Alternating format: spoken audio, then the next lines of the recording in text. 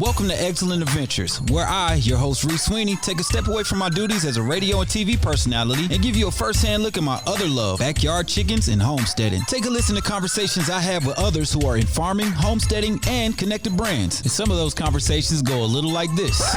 She does say I have too much, though. She says I have too many, but I don't think I have enough. The chicken math started mathing. Yep, it's never ending. I only started with like 4 laying hens. Now I have over 100 chickens and geese and quail. So the first question we ask everybody that comes on to the Eggcellent Adventures, what was your old cluck moment? The first thing that comes to mind is when the first time I got locked inside one of my own chicken coops. We talk about the highs, the lows, and everything in between. Now let's see who's on this episode of Eggcellent Adventures. Welcome to another Eggcellent Adventures. I'm your host, Reec. We have another special guest coming all the way live from Texas. Wolf Lake Farms owner, Damon. He has a beautiful ranch. I've been catching everything on Instagram. He's got everything from donkeys to bees and chickens and everything in between. Without further ado, let's go ahead and welcome Damon to Eggcellent Adventures. What's going on, my guy? What's up with you, man? It's good to be on your show. It's good to have you here. Always a pleasure to talk to somebody in the chicken or farming or homesteading game in general. Let's go ahead and ask you the first question we ask everybody. What was that moment that you knew you were in the farm life? We call it that old cluck moment. Yep. Well, yeah, for me, it was 2019. That's when me and my wife, we decided we'd been reading this book for about 20 years about the benefits of country living. The name of the book was called Country Living, Ellen G. White. And we read that book and wanted to experience that simpler life. And so we had been looking for land. We bought our first property in Meridianville, Alabama. That was, many years ago. It was a half an acre in the middle of a cotton field. And we started trying our hands at gardening, but fast forward 20 years later, we ended up buying this 30-acre ranch out in Palo Pinto, Texas. That, yeah, we said, hey man, we're all in. It was the day I signed on the dotted line. That's when I knew, oh look, I'm in it. That is 30 acres. You all the way in it. Oh yes sir. Then for the chickens, because I know you're a chicken man, and man, your herd and your flocks have been expanding. I see ducks and everything, but for me, when I got chickens, the first time I got them, it was a little better than a year ago. I raised them in my garage in the city. And then I when they were old enough to go out to the country, I took them out there and I had a setup that had regular chicken wire. And that regular chicken wire was, I learned later on, was good for keeping chickens in, bad for keeping predators out. And so I was a year in, I thought everything was good. And that's when the predators found me. It was raccoons, possums, and even a skunk got in there, man. And they wiped me out all the way down to 2 chickens, 1 rooster, 1 hen. And man, at that point, I was like really thinking like, maybe, you know what, I originally started this farm thing. I was going to do the bees, I was going to do the cows, and I was going to grow some crops. And I said the chickens was a recommendation from somebody else. I said, man, let me go ahead and just rehome these chickens and be done. But my wife was like, why don't you people know that it's good? 30 acres on a chicken. Yeah, pun intended. That's right. It's always good to have that backup person there that's going to make sure that you stay motivated, because we're going to hit those walls, especially doing this type of stuff. You're going to lose an animal, lose a crop, stuff like that. How important is it to have your family have your back and your wife being there like that? Oh man, it's so important. And you know what? Even beyond that, we built a community of people who. One guy, Maurice Terrio Farms, he's real big into getting people to grow. First experience with actually growing in the ground was right there on my ranch. So he's been by my side for 3 seasons now. having that community, but more importantly, man, the family, because if the family don't support you, then it's tough. When I go on your page, you have these different people coming along. Like, you've built a community. You have a community of people, like you just said. One brother comes, and I saw him helping with your donkey, because you had a donkey that was rehomed to rescue, and he was helping you with the harnessing and stuff like that. I know that's very significant to be able to have that support group and system. Absolutely, because if I'm being honest, I'm a generation removed from farming, and even the last generation, my father grew up in Arkansas, and basically his grandparents were the real farmers, but he helped out. And his parents, they had moved to the city. Then he eventually moved away from it. And he knows it. You did have family in it, but it was far removed. So same here. My granddad he had a garden, and a community garden that people used to come to. And I was in North Carolina. I'm in Georgia, but I grew up in Jersey. So I helped out when I was little, but I was far removed from it too. So I'm on YouTube University myself, or TikTok or Instagram. And then you got to compare all this information. How are you able to decipher some of the information, because you get a lot of misinformation when you're online too? Yeah, absolutely. Well, so let's say, for example, like with the crops, right? Some of that is zoning, like what zone you're in. But even us, we're in a zone that we're on an extreme dry portion of that zone. And so we can grow things that I grow. If I tried to do the same thing that they did, I would fail. And so some of it has been experimentation, right? So you get a lot of information, and I'm okay with trying things and not allowing everything to only pick and allow my own voice to tell you what to do. And what works for me, that's what we keep. What doesn't work, we throw it out. What were the deciding factors on what you wanted to have on the farm? Yeah, originally the thought process was being able to grow things or have things that's going to be beneficial to what I was trying to accomplish. What I was trying to accomplish was I wanted to be able to grow some of my own food. Now, here's the crazy thing. I'm vegetarian, right? But I have cows. People, how in the world do you have cows? Right. Well, I use their dung and my mulch piles and so forth that I use to feed my garden, right? So that's why I did that. The honey, it was to me, let's just say, for example, if you were in a scenario where you had to be self-sufficient. Man, we all got sweet, right? Right. Fruit goes so far. So I said, man, I want to, I can't grow maple trees out here where I can tap in and get maple syrup. I said, I need to learn how to, I guess I could grow some sugar cane. But I said, let me get into the bees. And then also the bees help with the garden. With your growing. So I was trying to think about animals and things that would help sustain what I was ultimately growing for my family. That makes so much sense, because I can get some bees and get some honey, but I can't grow Oreos. So I would have went the bee route too in that case. Yes, sir. How long have you been vegetarian? It's a little off subject from it, but it still goes back inside to it. And what are the health benefits with that for you? Yeah. No, so I'll say this. So I'm originally from Chicago. And I had an uncle, Nation of Islam, and he was always kind of on to me about eating pork and stuff like that. So I think that very first influence for that was, cutting back on what was deemed unclean food. Mm-hmm. Same here. I cut out pork, and then just continued down that journey. Then read some books and so forth. Then I was 100% vegan at one point. But then, did that for a period of time, almost 15 years. And I started, you see how many eggs, yeah. Eggs back, I do a little bit of cheese, try not to do too much of it. But, man, my family has problems, health history of diabetes, congestive heart failure, those types of things. And so I just, with high blood pressure, I wanted to make sure that I took good care of this temple I got. And so I've been doing this, man, about 20 years now. Yeah. And I was introduced to eating clean the same way, so I definitely understand it. I just want to kind of get a quick little inside look of your life real quick, my brother. Yes, sir. Yeah, no. So that's the journey. And so I, even though those cows, they eat a lot of food, man. And so you gotta try to make some money off of it too. What I do is I sell the calves off to either people individually, or I'll sell them at the sale barn. Right now, beef prices are way up, so some of the feed costs. It's really interesting to see.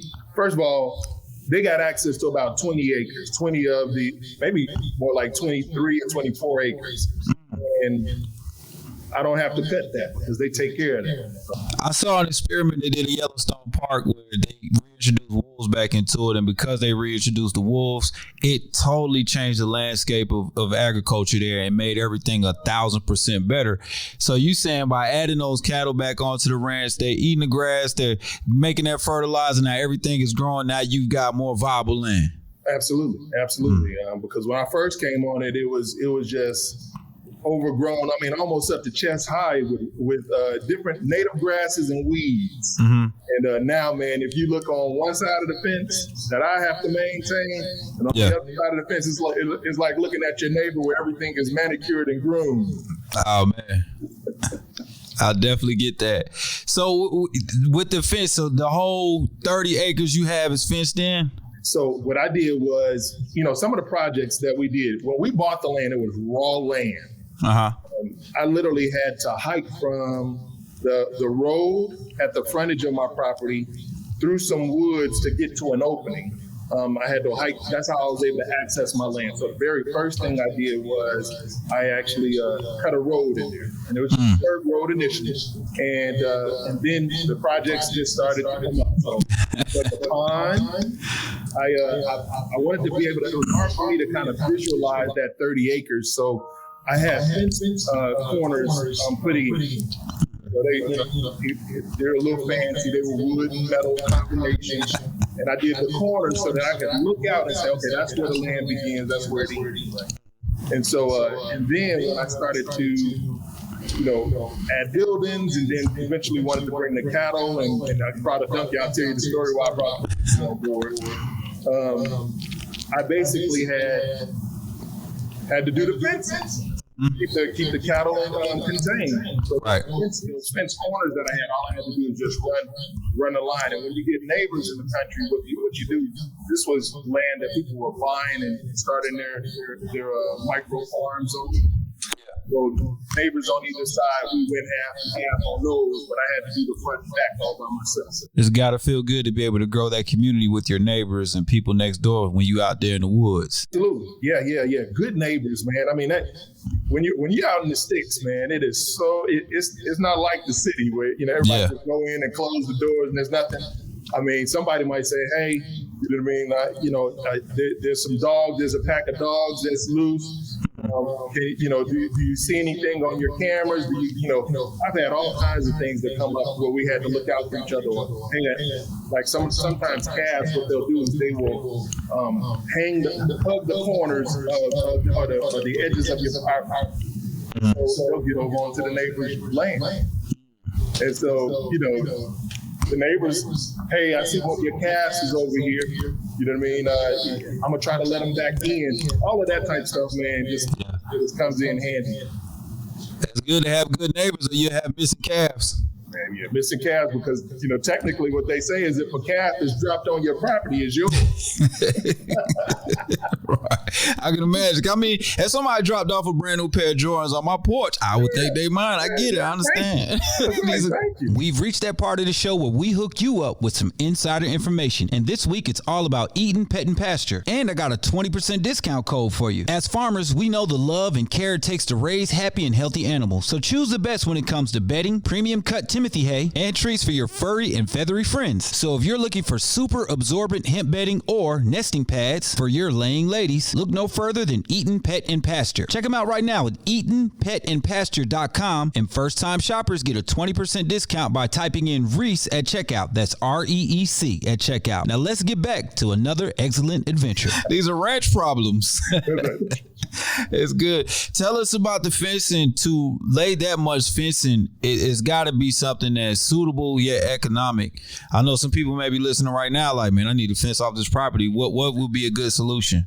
Man, if you're starting with, meaning you don't have any kind of fencing established at all, I know it can be expensive, but if you're planning on having animals, man, fence that thing in. That's the money up front, because what you'll end up doing is like that fencing might last you 20 years, or you can pay what might be a third of the price, and it might only last you a couple of years, right? Depending on the type of animals you have. But like say, for example, for cows, barbed wire is maybe 5 strands of barbed wire is perfectly fine, suitable. But goats, no, sir. It's not gonna do it. I'm learning that the hard way. what they say? They said water can get through it, the goats will, right? Yes, sir. I saw that one goat. What's the goat's name that could jump? Oh, Billy jumped off the boy. He did a Jackie Chan move off of 2 gates and got out. I said, that is one of my goats right there. Yeah, it's amazing, man, that you had to basically overhead. You got to worry about overhead. Yep. And that was a pretty tall gate that I saw that he jumped, man. It really was. It had to be at least like 8 feet, man. Wow. I think goats and German shepherds they're the 2 hardest things to keep contained. Wow.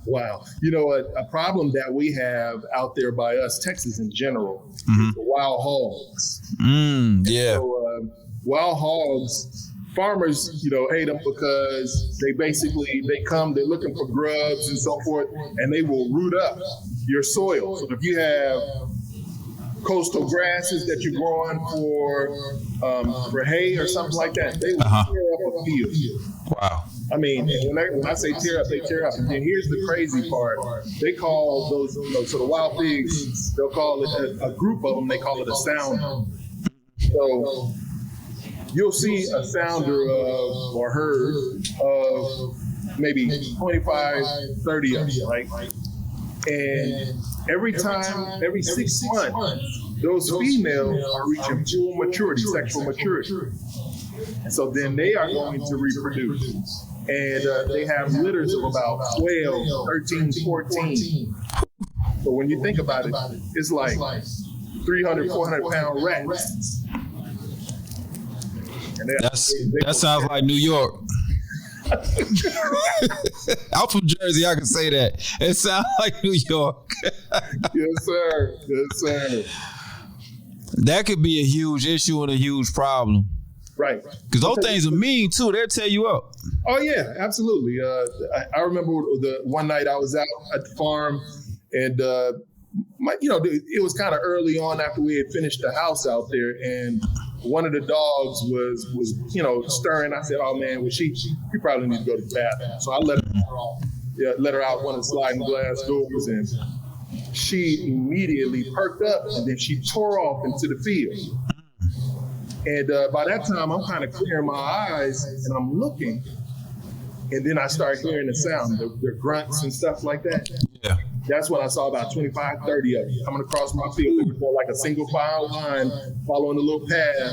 And she was running toward them. I said, now, if she get out there, I screamed for her to come back, man. I'm glad she listened. But if she'd have got out there, boy, they'd got real good. Yeah, they got tusk and everything, man. Them things like little, they can get pretty dangerous. Man. That's right. Yeah. What kind of dogs do you have? We got I don't have big guard dogs like you have, man. We have those foofy dogs. We got Labradoodles. Oh, you got house pets. I love it, man. What? The small one, man, her name is Dakota. She thinks she's a cattle dog. Yeah. She like to herd, and she's pretty fast, so they really can't do anything to her. But it's real interesting. One time I was talking about the donkey. Diego the donkey was the first donkey I got. Uh-huh. And the reason why I got him was, all of my research said, hey, you can get a cattle dog, some of the large dog breeds to kind of watch over your herd, or you can get, donkeys can be guardians, and and so I got the donkey, and so Diego is his name. He was a rescue, and when we brought him out there, I brought the dogs out just to herd. And there's little Dakota. She's running up on the herd, and she's literally got them kind of like creating a little wall and so forth, and they kind of like bunching together, like what you want a guard dog. Your herd dog to do. So we kind of drive him there. And, Diego, man, I heard him. He let off a sound, and he took off and started chasing after the dog. And what they'll do, man, is they'll do it to mountain lions. They'll do it to, which amazingly, we don't have a lot of them, but we do have them. They'll do it to coyotes, even your neighbor's dogs that's coming after your herd. They're very territorial, so anything that comes in, dogs are naturally one of their enemies, right? Yeah, because they look like coyotes or wolves or anything else. Exactly. And man, they will bite, kneel on, throw. They're pretty aggressive, man. So Dakota, that was another time her life was spared. But yeah, man, you got to watch it. But he knows her now, but he always, those ears are always perked up. Donkeys tell you everything about what they're thinking based on the ears. The ears, I got you. Always perked up when she's out. I got you. That makes plenty of sense. Now, we got the backstory on the donkey, man. We've been watching those videos where you got to pay your toll tax when you come through your property. Now I see a whole family of donkeys. They all begin with a D. I'm just going to assume that's what you do because your name was Demond. But tell me about the donkey family you got now. I think I saw Dora, Diego, and Daisy. Am I getting it right? You got it, man. And basically what happened was Diego was on the ranch for a full year before I decided to get another donkey. And the guy the black cowboy that you talk about, 4-H livestock services, Jordan Francis is the guy. And okay. He texted me while I was on vacation. He said, hey, I know you talked about possibly adding another donkey. I found somebody who's looking to rehome a donkey. Are you interested? And he sent the picture. And I just really toyed with the idea. My wife was like, you should get it. And so that's it. I was like, really? Another mouth to feed? She's like, yeah, donkey. I said, why do you think we need to get it? She said, yeah, the donkey needs a donkey. You know what I mean? Like, you got a wife, he needs a wife. Yeah, no, so, but it is some truth to that because donkeys, they're herd animal as well. They don't sleep a whole lot, and they take like these 30-minute like deep naps during the day usually, and they won't do it well unless there's another donkey that is watching out for them. So makes sense. So yeah. So the other donkey will usually stand over them and just kind of keep watch. And so it is healthy. And when Dora came to me, that's the donkey. I had the name of Dora since Diego. Yeah. It is. Why not? Why not? That's right. And so when she came, I told Jordan Francis, I said, hey, I poked her in the side. I said, it looks like, man, she might be pregnant. He poked her in the side. He said, I sure hope not. And I tell you, it wasn't literally, because donkeys, their gestation period is like 11, 12 months. I think it's 12 months. And she must have been pretty far along, but I didn't think really, I wasn't certain of myself because Diego's a pretty round donkey. And so I hadn't seen a slender donkey before. And so, but sure enough, she was pregnant. And one day she went missing. And I was like concerned because it was a pretty hard winter storm coming through. She was in the woods, man, and she was, protecting her baby from us. And then she came out and eventually showed the baby to us, man. I've never the cuter baby animal, man, than the baby donkey. It's so cute. I saw the little fuzz bucket when all your stories, because I was watching. I'm looking at the timeline. I saw you had Diego, then I saw Dora, and then like 3 months later, I'm like, I know they have a baby that fast. That math don't add up. It wasn't math. Diego's a Gildan, you know what I mean. So he can't produce, but you can't tell him that Daisy isn't his baby, man. He sure is protectable. That's what I'm talking about. There you go. Stepdaddy style. That's right. We've reached that part of the show where we hook you up with some insider information, and this time it's some egg side information. Y'all know what I mean. Because people ask me all the time, how do you get your chickens so fluffy and healthy and happy? And their eggs are so bright, beautiful, and they taste delicious too. I would love to dedicate all those things to me coming in and having a great time in that chicken coop every day and shaking it up with those ladies. But the fact is, it comes from a healthy and balanced diet of Purina's Layina. That's the brand we use. Whether you've got laying hens and you want to go with the Purina Layina plus omega-3, or you got a bunch of baby chicks running around in your brooder and you go with that Purina Start and Grow Crumble, you can't lose. I know we haven't. So visit their website today, and in 3 easy steps, you can get discount coupons for the Purina product that's right for some great nutrition for your animals. I did it myself, and it only took me about 2 minutes. It's absolutely worth it. And to make things easier, we have the hyperlink on our website, BlackYardChickens.com. Just look under product of the month and you'll see the link right there to go and try your Purina Feed Greatness. And through their trial program, they can pair you with the right nutrition and let you try it with your animals and see the results. Now, I can tell you all day how Purina Feed Greatness has been absolutely phenomenal for my chickens, goats, ducks, and rabbits. But you can see for yourself. Go to BlackYardChickens.com. Now let's get back to this week's adventure. I like it, man. I've like I said, I've really been enjoying watching the stories and watching everything going on. I kind of see now the trajectory of what you got going. You're building something that your family can eat off of, work off of, and then you have these certain things like you sell the cattle to kind of replenish what you got going. Anything with the bees or the plants or anything, are you doing the same with those? Yeah, so one of the things that we do is honey production is not as easy as people think, especially if you're dealing in tougher climates. So, for example, I have, we get a dearth, man, between middle of June, the end of June, all the way through like September sometimes. And basically it just gets so dry here sometimes that there's really not a lot that's blooming. So we only get one harvest, and the first year that you get bees, you're supposed to not really harvest enough to, that you could sell anything. But I did taste my honey, and it tastes quite different than what's in the store. What was it? Talk to me about that difference. I got to cut you off right there. What was the biggest difference? Because I know the difference I got with my eggs. Yeah, same thing with the eggs, but with honey, you know how on the packaging when you go to the store, they'll say raw, unfiltered, you know what I mean? Unpasteurized. They'll use all of these different things. And that honey in the store that I was getting in the store tastes almost like molasses when I tasted my honey. Now, before I tasted my honey, that was the taste of honey to me. Right. But when I tasted the difference, it's a complete different taste. And, depending on what region you in, honey will have different colors as well as different flavors. Because of the flowers, right? Because of the flowers that are blooming. So you can taste that floral taste in it.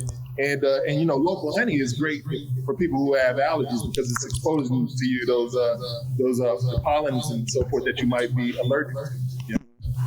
Yep. Man, that's great. I can't stand bees, but I love honey, so I commend you, sir. Oh yeah. You don't have to get them. Just make sure you find somebody who do and swap some eggs for some honey. Makes plenty of sense to me. Plenty of sense. Yeah. Tell me about social media. You post so many great things, a lot of educational stuff, a lot of fun stuff too. How's that journey on social media, and how friendly is it as opposed to some of the? Because in entertainment, like I come from the entertainment world, right? Yeah. And it can get pretty nasty sometimes. But on the chicken side of things, when I'm posting farming, it seems to be a lot more like conducive to friendships. Yeah. You know, it's crazy. I mean, even this, man, like invitations to come on to your show, a lot of those type opportunities probably wouldn't happen if I just, you know, kept it to myself. And I wanted to share my journey because I knew other people were interested in it. And I met the Black Cowboy through that. Maurice Theriault, I found him because he was posting. Wow. So people who are now very much a part of my network and my community and helping me with my farm are people that I've met on social media. And so likewise, when I post, I mean, you're going to always get somebody who tells you that's not how you do it. You know what I mean? You're doing it all wrong and stuff like that. But for the most part, I find that people are really intrigued. And for those who do know something about it, they're always willing to lend a hand and try to help you out through that process. And so it's been a welcome. I got a community, man. I could go everywhere from the East Coast to the West Coast. I've met people on social media that are basically producing videos like us, and so they're creators, and they built up that part of that community, man, and that's important to me because I learn a lot from your videos, I learn a lot from their videos, and it inspired me to do things or not do things. It helped me. Sometimes people do something, they say, "Hey, I made this mistake," and you don't have to tell me twice. If you hit a pothole, I'm getting over into the other lane. You know what I mean? Absolute facts right there. When you first pulled up to that property after you signed that dotted line, and you, like you said, before you cut through that dirt road, thinking back on that and then looking at it right now, and then I saw the video where your pops, your dad came out and he was feeding the chickens and stuff like that. When you look at stuff like that, how does that make you feel? Like, what's coming over your mind when you see that type of growth? Wow. Yeah, man. You know, the very first thing that hit me was on my mother's side. My great-grandmother, my great-grandfather, who I lived in the house with them, they owned a 2-story house in Chicago, and whenever the family would fall on hard times, they could always come back there, get their footing, and then move on. And so that happened with my mom. One time we had to move back there, and basically, so I got a chance to really be a part of their life. They're from Paris, Texas, and my grandmother, her father, Pink Ellis, was a sharecropper in Texas.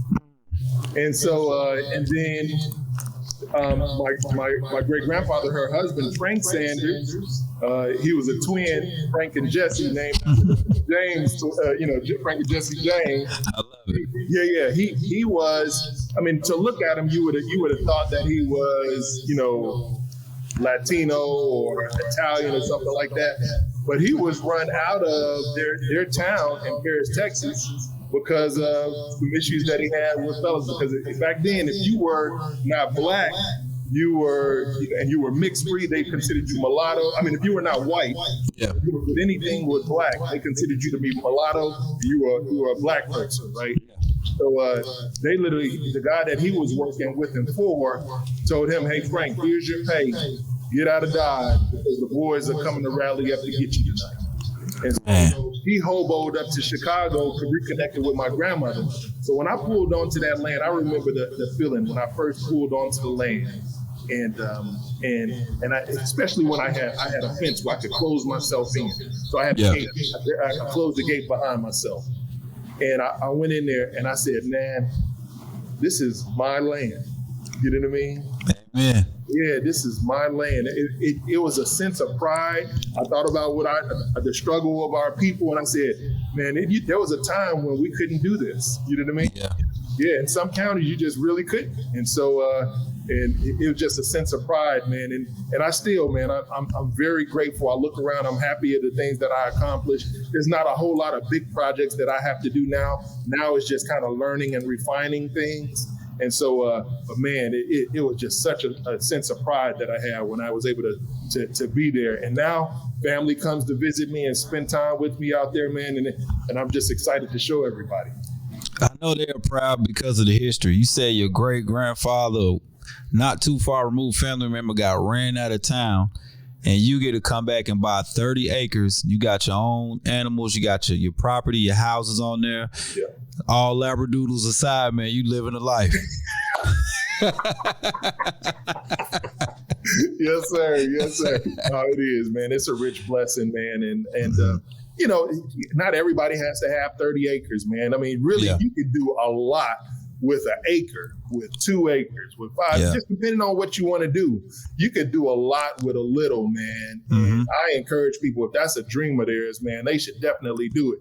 But if you want the 40 acres in the mule, then go ahead and get your 40 acres in the mule. You got 30 acres and 3 mules. Why not? Hey, man, I truly appreciate you coming on, man. Before we get up out of here, I got a couple more questions. One, give us some of that. A lot of people we talk to, they say, man, the mental health benefits of having these animals have been amazing. You find that to be true? Man, absolutely. And I'm sure you do this. Sometimes, man, I'm out there and I'm doing chores and I'm still carrying that city busyness in what I'm doing. But it's moments. I'll give you a case in point. One time I said, man, I'm just gonna bring my chair in and sit in the chicken coop and just watch the chickens. And man, it's just like a peace that comes over you, man. You watching them, man, and you see their little personalities coming out.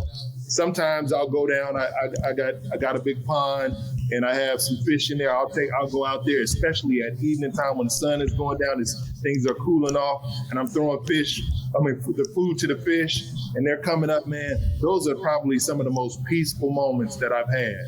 You know what I mean? Just sitting and just being quiet and just observing the animals and watching the animals do what they do. I love that. We got a bench inside this duck coop. I call it Tiny's Duck and Ham Palace. I didn't want nothing to do with these ducks, but I love them now. And man, we could just sit in there for hours, man. And it's like you said, you bring that city mentality. You from Chicago. Everybody I know from Chicago is super dope. You know, I'm from Jersey. Everything was go fast. Hurry up and go. Hurry up and wait. You know what I'm saying? You do what you got to do. Now I get out there. I try to do my work. But then when I'm looking, I can find myself just watching these animals for hours, just like you saying. And it's just so peaceful. Yeah, it is, man. And so, and you know, it's the same thing. A lot of people who garden, they do it for their mental health, man. So you putting your hands in the soil, you know what I mean? Doing those types of things. It's just a lot of satisfaction and projects. When you complete a project, like I saw you recently did fencing, man, that is a sense of pride when you're able to look and say, man, look what I just did. You know what I mean? So, man, a lot of pride that comes with that. And so sometimes, you know, you might be at work and you might not be able to finish projects so easily. Being able to do that on your own property, whether it's your backyard or your few acres or whatever that is, man, it's a sense of accomplishment when you're able to look around and say, look what my hands have done. Absolutely. That, man. On that note, we about to end this thing on out, but I want to ask you 2 questions. What's one thing that you have borrowed lately? You seen somebody else doing, you like, I need to try that. Yeah. I think you mentioned one of them was the burying the wire under the ground. That was one idea. I also saw one of your feeders for the chickens. Now I'm still trying to train my chickens how to do it because they usually eat out of these open containers. And so I got me a bucket, and you have some that are pre-made, but I got me a bucket and got a little thing where they put their head in there. And I borrowed. That's another thing that I borrowed the idea from, man. So I'm always looking for ways that I can preserve foods, ways that I can preserve my flock or something like that, and I'm always looking around trying to learn from others.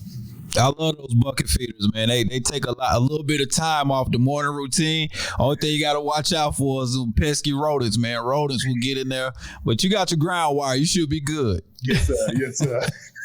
Yeah. Hey, it's been another excellent adventure, man. I appreciate you, Demond, for coming on. Wolf Lake Farms, man. Tell everybody where to find you at on social media. Yeah, you can find me on I'm on YouTube as well as TikTok and Instagram, Wolf Lake Farm, all together. Absolutely. I'm going to send you some money for one of them T-shirts. I got to represent. I want to wear me a Wolf Lake Farm shirt. Oh, man, I'll get it to you, brother. So we can do a shirt swap. I get you a BlackYard Chicken shirt. We're going to do a shirt swap. Let's do it. All right. This has been another Excellent Adventures. We appreciate you coming on, man. Best of luck to your ranch and your family. All right. Peace, brother. Thanks for tuning in to another episode of Excellent Adventures, powered by BlackYard Chickenz. Now, if you think you want to raise your own backyard flock, here's the site for you, BlackYardChickens.com. We make entertaining videos about raising baby chicks from scratch. You know what I mean by from scratch, right? Or maybe you want to learn how to take care of your own big chickens or hens and get those fresh eggs, building a coop or buying a coop, having the necessary things inside that coop to get great egg production. You'll learn a lot of the neat tricks I've picked up along the way from other chicken enthusiasts, and you can get pretty eggs just like those. So follow us on social media and check us out on our YouTube channel.